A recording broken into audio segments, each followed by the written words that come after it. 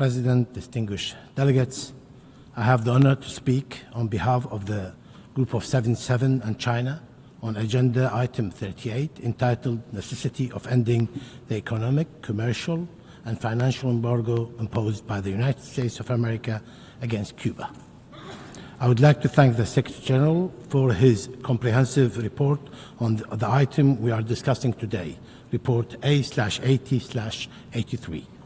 The Group regrets that the economic, commercial, and financial embargo imposed by the United States on Cuba for more than 6 decades remain in full application and continues to be enforced. We regret the measures undertaken recently and during the current year aimed at reinforcing the embargo on Cuba, which represent the main obstacle to the process of achieving normalized relations between the two countries. We are deeply concerned about the widening of the extraterritorial nature of the embargo on Cuba, notably through the full implementation of Title III of Helms-Burton Act. The application of this law is a clear transgression to the freedom of commerce among nations because of its intimidating purpose of punishing any trade or investment transactions between any given country and Cuba. In the same vein, we urge the immediate removal of Cuba from the U.S. Department of State's list of countries that are allegedly sponsors of terrorism. Cuba is a long-standing active partner of members of the group in promoting South-South cooperation. Thanks to the effort made by Cuba, many countries within the group have developed their scientific and technical potential. All we know about Cuba is friendship and solidarity, which we know nothing about terrorism. The inclusion of Cuba in this list does not only represent reputational damage, but it's also among the core elements in the recent reinforcement of the embargo. Because of this categorization, it has been extremely difficult for Cuba to engage in international banking operations, regardless of whether it is in the case of a state and private companies or private entrepreneurs, which sets extremely harmful conditions for the development and well-being of the Cuban population.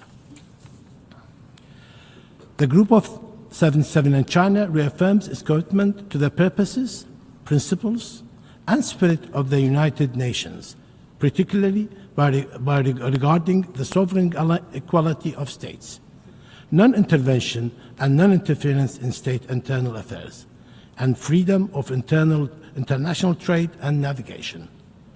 We believe that it is the duty and responsibility of every member state to strictly comply with those principles, and that any policy or action that disregards them, in this case, unilateral economical, commercial, and financial measures against Cuba, should be immediately repelled.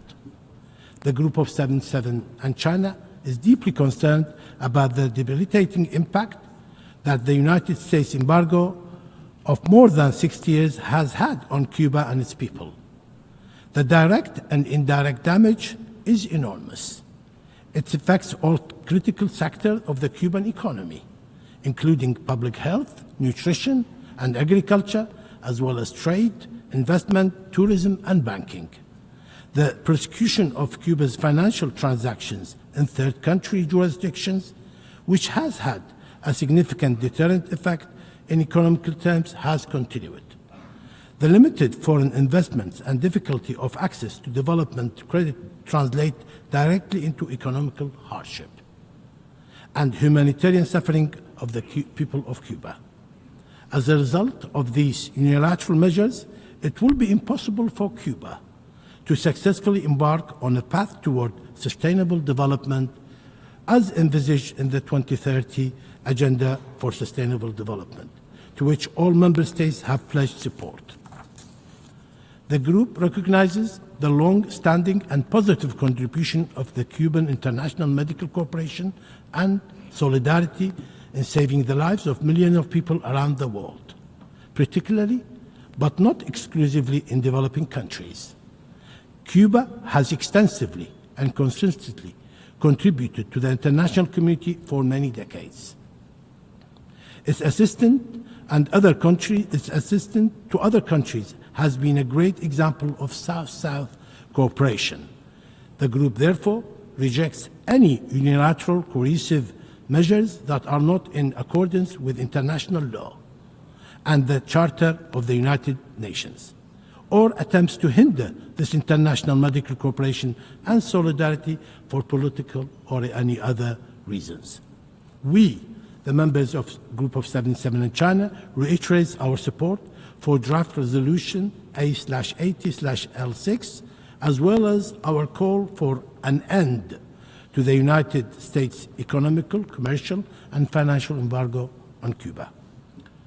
Finally, the urgency and necessity of lifting the blockade is ever clearer, especially considering that we are in the 33rd occasion of which General Assembly will adopt a resolution to call for an end.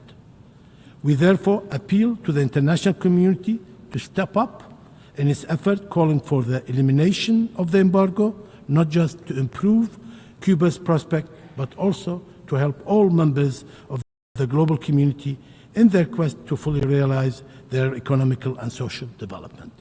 I thank you. I thank